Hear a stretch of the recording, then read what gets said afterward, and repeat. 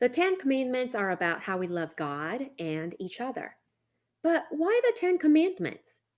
They were given to make the Israelites set apart, but for what purpose?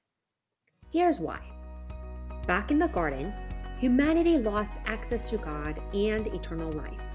The world plunged into darkness. Flood, confusion of languages, and then all the nations in total ignorance of God. So God initiated a relationship with mankind by reaching out to Abraham and saying, Abraham, through you and your family, I'm going to bless all the nations of the world.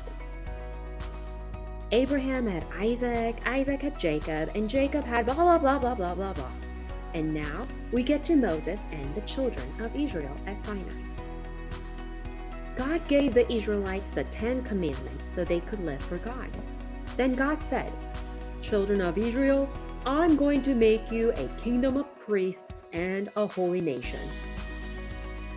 The commandments were meant to set the Israelites apart so that they might point people to God.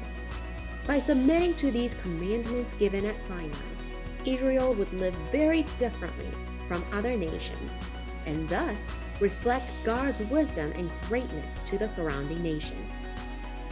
By reflecting God's holiness, Israel would serve as God's witnesses to a watching world. God was going to use Abraham's family to initiate a relationship with the rest of the world. When Moses read all of God's law to the people, they responded with a big yes. They were entering into a covenant with God. They would follow his law and model to others what it meant to be in a relationship with God. That's still our job today, being a kingdom of priests and a holy nation to point the world to God.